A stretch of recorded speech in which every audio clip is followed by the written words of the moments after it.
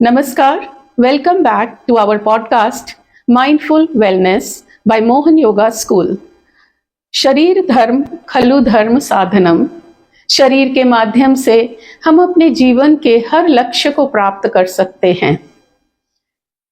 मेरे साथ आज स्टूडियो में मौजूद हैं योगा गुरु डॉक्टर मोहन कार्की और मैं रचना पांडे, एक योगा थेरेपिस्ट हूँ। हम लोग ने कल के एपिसोड में अष्टांग योग के बारे में समझा।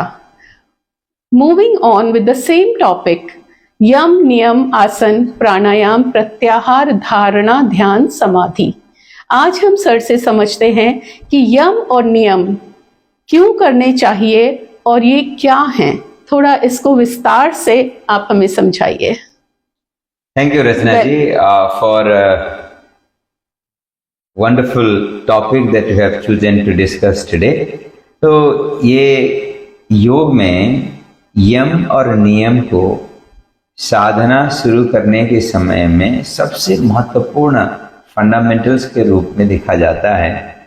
यम अर्थात सोशल कोड ऑफ कंडक्ट, आप समाज के साथ कैसे अपने संबंध को स्थापित करते हैं, इससे आपका शारीरिक मानसिक और भावनात्मक स्वास्थ्य प्रभावित होता है। यम के अंतर्गत सत्य, अहिंसा, अस्तेय, अपरिग्रह और ब्रह्मचर्य, ये 5 ऐसे साधना है जिसको नियमित रूटीन में पालन करने से आपका मेंटल प्यूरिफिकेशन के साथ साथ मनोभाव में सकारात्मक अवस्था बना रहेगा, जिसके कारण से आप चाहे कोई भी काम करना चाहें उसमें पूरी तरह से लगन को मेंटेन कर सकते हैं।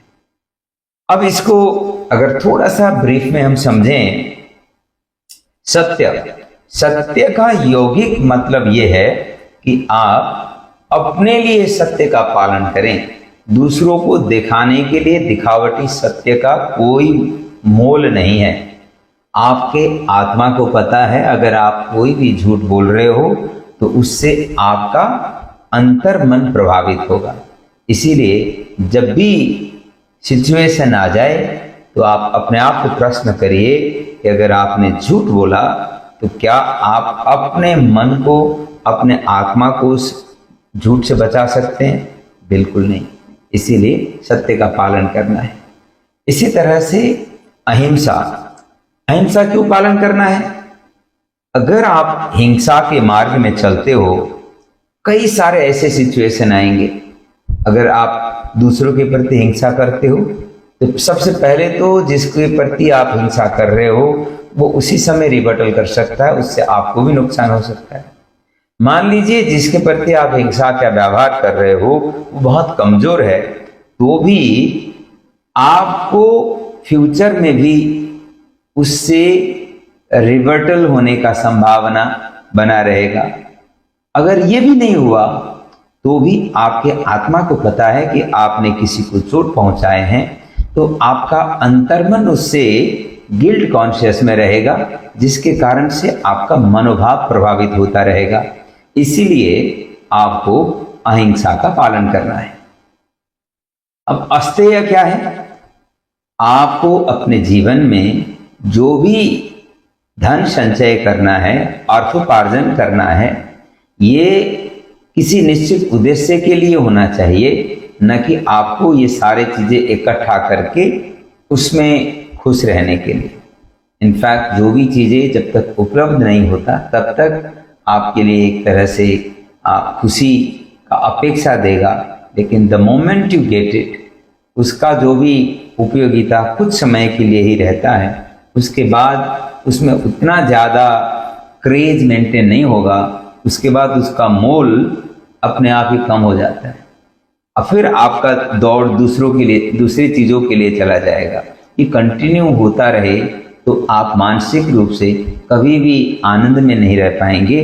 इसीलिए जो भी भौतिक व्यवस्था चाहिए ये बेसिक नीड को मीट करने के लिए होनी चाहिए।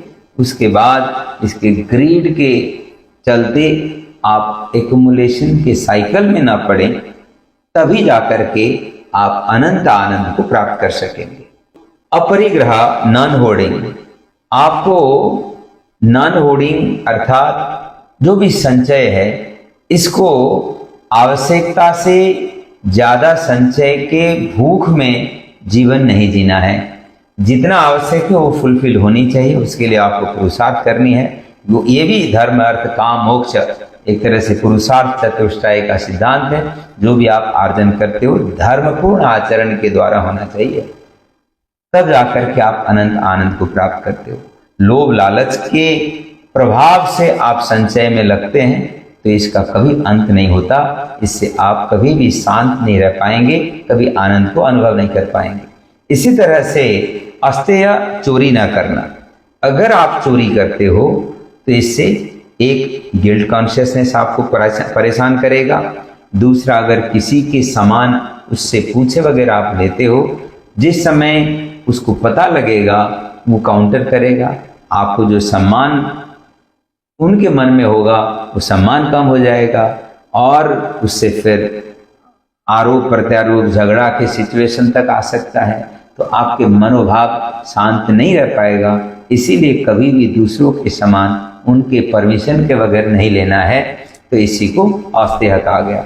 सत्य, अहिंसा, अस्तेय, अपरिग्रह और ब्रह्मचार्य। ब्रह्मचार्य अर्थात ब्रह्मांड का आचार्य बनो और ब्रह्म का जो आचार्य बनने के बाद ब्रह्मांड के जो भी एक क्रिएशन का जो भी नियम है उसके अनुरूप आचरण करो तो आप एक तरह से ज्ञान योग की अवस्था में होंगे। ज्ञान योग की अवस्था में आप आचरण करेंगे तो आपको कभी भी संकट की अवस्था में जाने की जरूरत ही नहीं पड़ेगी, क्योंकि आप ज्ञान से प्रभावित होकर के कर रहे हो। इसी का दूसरा भाव भी निकलता है ब्रह्मचार्य अर्थात celibacy, protecting your life energy. हमारे शरीर में सप्त धातु होते हैं, रस, रक्त, मांस, मेद, अस्थि, मज्जा, वीर्य और शुक्र। शुक्र अर्थात लाइफ एनर्जी।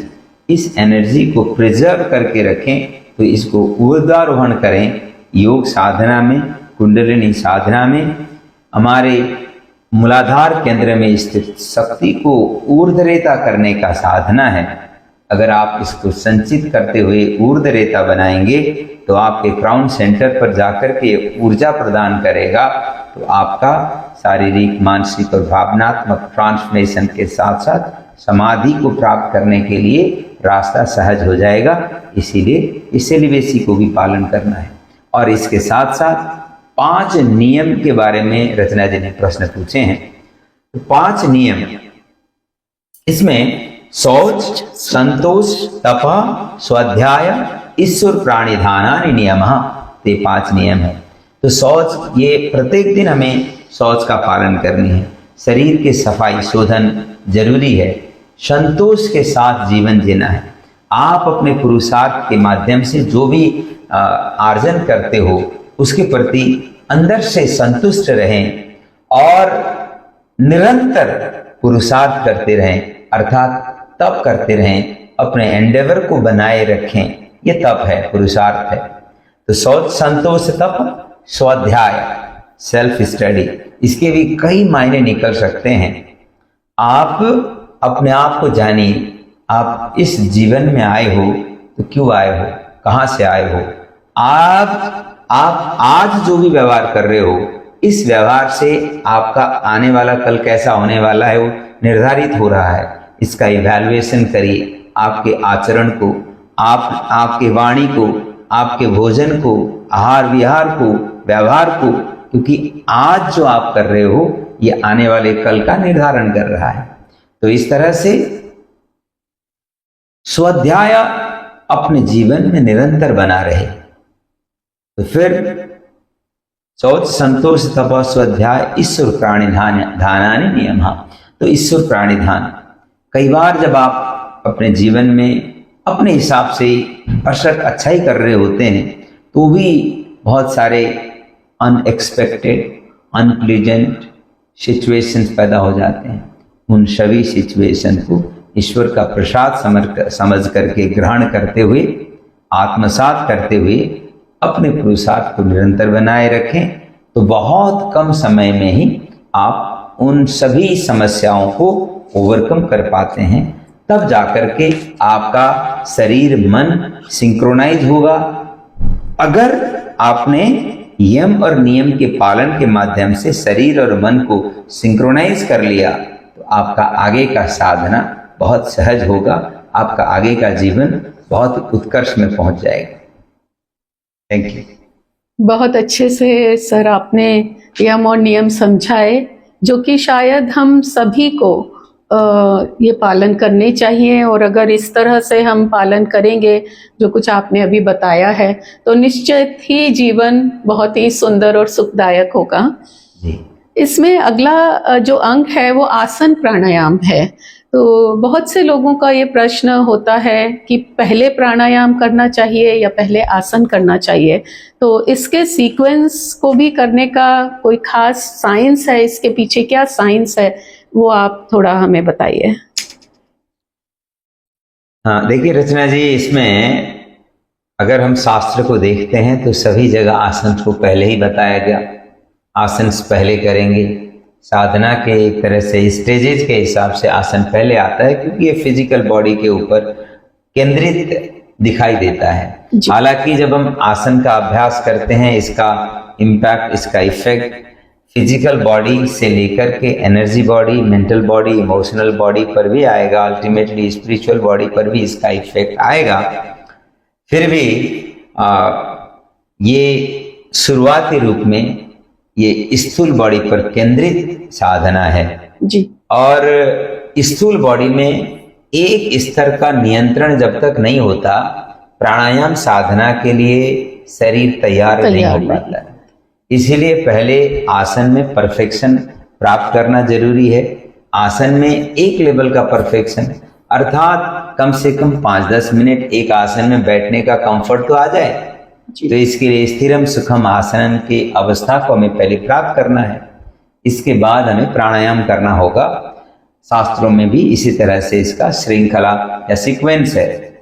लेकिन कई बार लोग जब आसन करते हैं तो सांस फूलने लग जाता है, वो थक जाते हैं, पसीने पसीने हो जाते हैं और सोचते हैं कि आसन के बाद प्राणायाम कैसे करें, ऐसे में तो सांस फूला हुआ है। तो हम क्या करते हैं कि आसन के अभ्यास के बाद, क्योंकि आसन सभी के सभी आसन स्टैटिक तो होते नहीं, हम डायनामिक भी अभ्यास करते हैं, तो उसमें कार्डियो इफेक्ट भी इंश्योर करते हैं। तो आसन के बाद शवासन का अभ्यास जरूरी है। आसन और प्राणायाम के बीच में शवासन योग निद्रा जरूरी करना होगा, और शवासन या योग निद्रा के माध्यम से ब्रेथ को स्टेबलाइज करेंगे, स्वेटिंग को नॉर्मल करेंगे, इसके बाद फिर प्राणायाम करेंगे तो प्राणायाम अच्छी तरह से इफेक्टिव ढंग से हो पाता है।